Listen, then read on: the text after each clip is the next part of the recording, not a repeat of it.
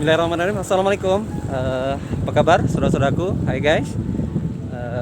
Saya doakan saya, Anda dan kita semua dalam keadaan sehat walafiat, dalam lindungan Allah Subhanahu wa taala, diri kita dan keluarga kita dan saudara kaum muslimin muslimat.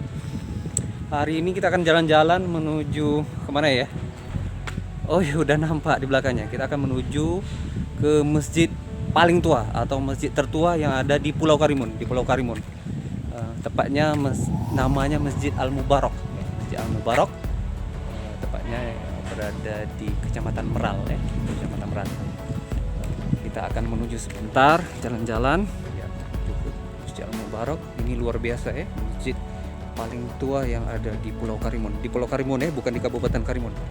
Di Pulau Karimun. Dan masjid ini juga masjid pertama sekali tempat orang Karimun, orang Tanjung Balai Karimun melaksanakan sholat Jumat. Allahu Akbar. Masjid pertama kali melakukan sholat Jumat. Dan luar biasanya lagi, yuk kita jalan lagi. Dan yang luar biasa lagi, jamaahnya itu bukan hanya orang-orang Pulau Karimun, tapi saya dimampukan orang Teluk Air, orang Pangke yang jauh-jauh itu juga sholat di sini. Karena memang sebelumnya belum ada masjid.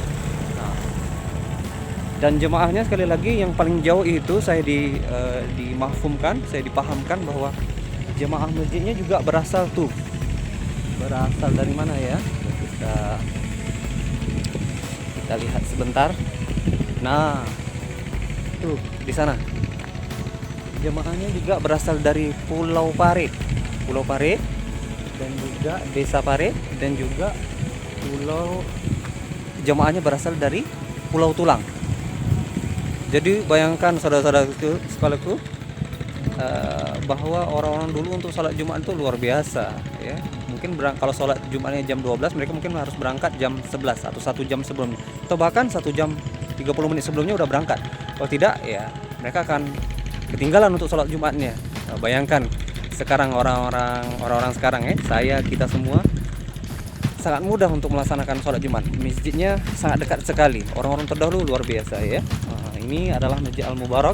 Ya, sekarang kita menuju ke jalan-jalan ke Masjid Al-Mubarak. Masjid Al-Mubarak ini ya jelas ya diambil dari bahasa Arab. Kalau kita baca doa-doa selamat, Allahumma inna nas'aluka salamatan fid din wa afiatan fil jasad wa ziyadatan fil ilmi wa barakatan fi rizki. Rizki yang barokah. Barokah inilah berasal dari kata masjid ini diambil dari mubarak ya, mubarak berkah, keberkahan. Masjid ini didirikan oleh Raja Ali Abdullah atau digelar dengan Almarhum Makkah. Raja Ali Abdullah ini adalah pendiri utama dengan tanah wakafnya pribadi mendirikan masjid pertama yang ada di Pulau Karimun, dan didirikan pada tahun 1301 Hijriah. Dan sekarang kita udah berada di tahun 1441 Hijriah. Nah, kalau kita matematik sedikit kalau tak salah ya, 1441 dikurangkan 1301 maka akan ketemu angka 140. Artinya masjid yang ada di depan kita ini adalah umurnya udah 140 tahun. Allahu Akbar, 1,4 abad. Luar biasa. Dan masjid ini ya umurnya udah 140 tahun ya. Kita naik sejenak. Sebelum kita naik sejenak,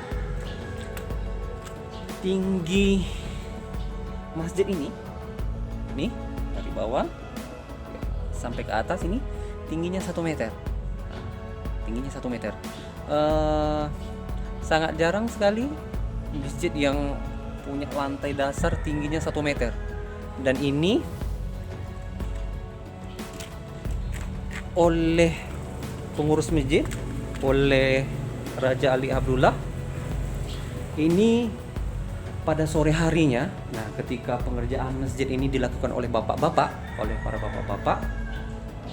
para tukang yang ahli di bidangnya, di bidang pembangunannya, maka untuk nimbun lantai dasar ini, maka Raja Ali Abdullah meminta tolong kepada bekerja sama tepatnya, bekerja sama kepada kaum-kaum ibu-ibu, anak-anak muda, muda-mudi untuk mengambil pasir yang berada di tepi pantai untuk menimbun sini di sore-sore hari. Jadi memang ada kerja sama yang baik, tidak hanya kaum laki-laki tapi juga kaum wanita. Mereka bekerja sama, bahu-membahu membangun rumah Allah Subhanahu wa taala, Masjid Al-Mubarak.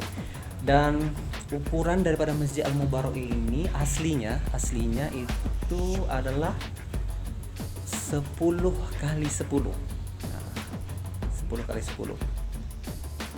Dan luar biasanya guys, masjid ini tidak menggunakan semen. Nah, tidak menggunakan semen, tidak menggunakan besi sebagai konstruksi tulang atau kekuatan daripada tubuh konstruksi ya. Konstruksi atau biar tidak mudah rapuh.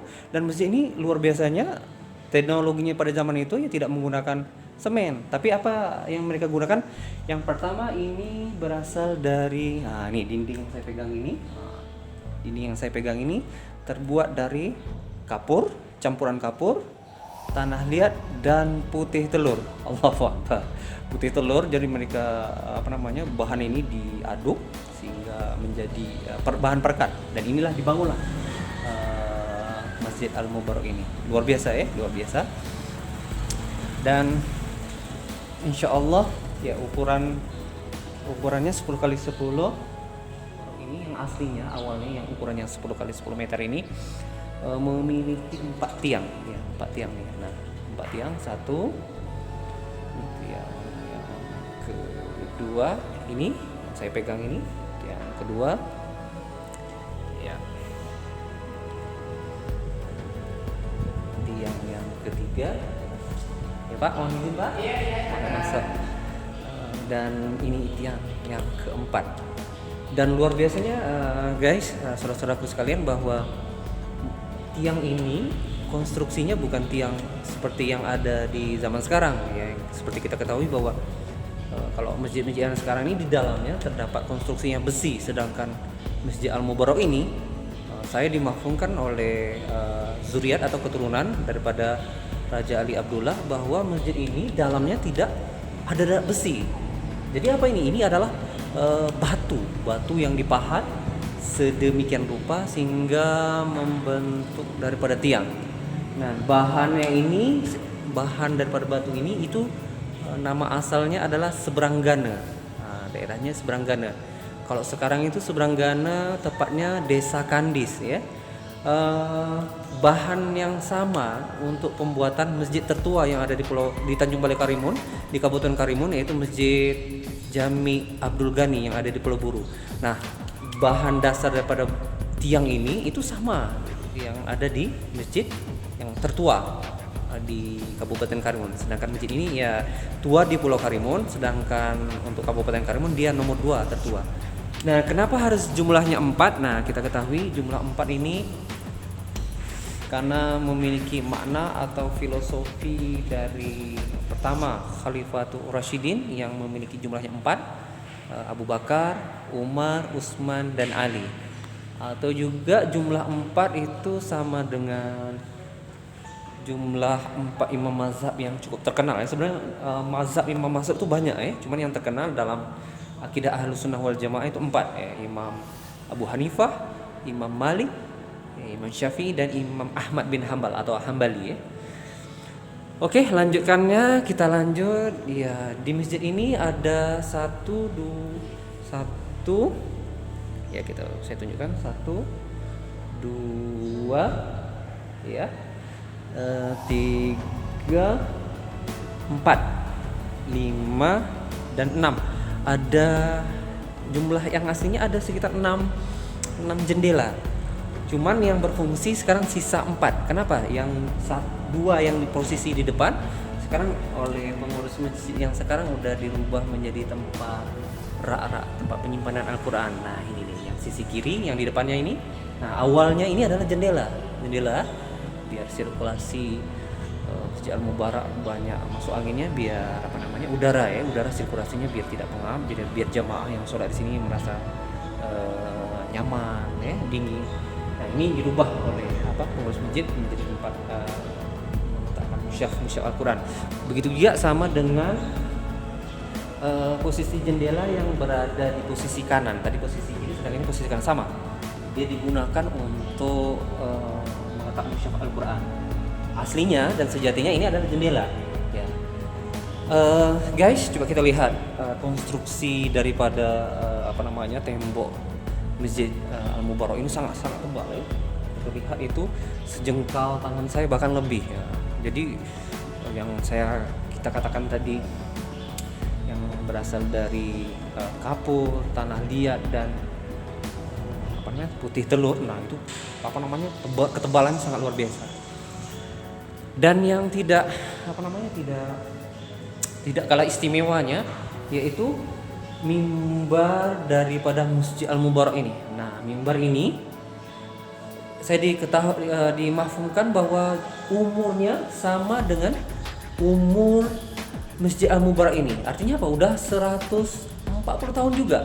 Nah, ini oleh pengurus masjid yang sekarang tak mau diganti, biar terkesan asli, original. Dan ya, kita lihat nih konstruksi daripada mimbar, dan jumlah anak tangganya juga ini ada 1, 2, 3, ada 4. Nah, sama dengan jumlah tiang ya. Ini juga sama dengan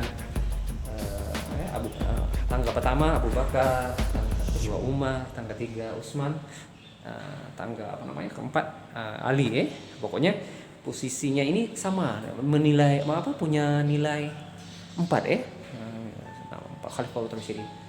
Dan di depannya ini ada, yang di atasnya ada tulisan hadis Rasulullah sallallahu alaihi wasallam ya. Seperti yang dibacakan oleh para Bilal yang ada di Masjid Belakar ini.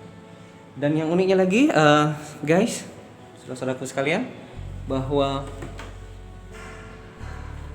pembuatan mimbar ini yang di atas ini ini dibuat oleh tukangnya orang Tionghoa.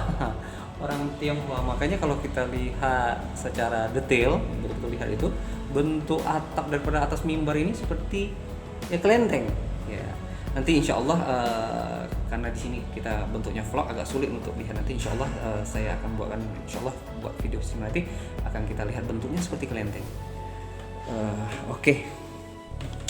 Dan kayaknya informasi terakhir yang kita dapatkan dari masjid tertua ini, lazimnya memang rata-rata, tidak rata-rata juga sih.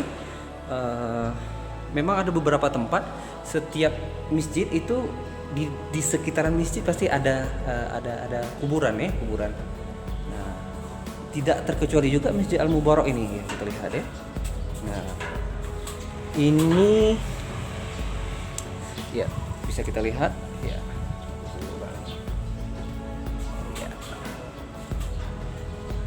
Oke. Kuburan. Nah, ini mungkin ingin menapak tilas daripada seperti kehidupan Rasulullah SAW. Kalau kita lihat di Masjid Nabawi, bahwa Masjid Nabawi dengan makam Rasulullah itu sangat dekat. Nah, ini oleh keluarga raja-raja yang di sini, ya mereka menapak tilas bahwa ya seperti ini. Di samping masjid ada kuburan, ya kuburan. Ini memang menapak tilas mengikuti sunnah Rasulullah SAW bahwa ya, untuk jemaah yang sholat di sini bahwa kematian itu sangat dekat di kita. Dan Rasulullah bersabda, orang yang pintar itu adalah orang yang selalu mengingat kematian dan mempersiapkan bahan bekal untuk kematian itu sendiri. Jadi orang cerdas itu bukan profesor, bukan dokter, bukan yang berhasil mengumpulkan harta yang banyak, tapi orang yang cerdas yaitu orang yang selalu mengingat kematian dan mempersiapkan bahan. Saudara-saudaraku sekalian, mungkin hanya itu sekilas sejarah tentang Masjid Al-Mubarak, masjid yang penuh keberkahan. Mudah-mudahan tak ada lagi harapan kita kecuali kita menjadi ahli ibadah, ahli dakwah, dan kita bisa memakmurkan rumahnya Allah Subhanahu wa taala, dan kita bisa sujud di rumahnya Allah Subhanahu wa taala, dan Allah Subhanahu wa taala ridho dengan amal soleh kita. Terima kasih. Assalamualaikum warahmatullahi wabarakatuh. Assalamualaikum.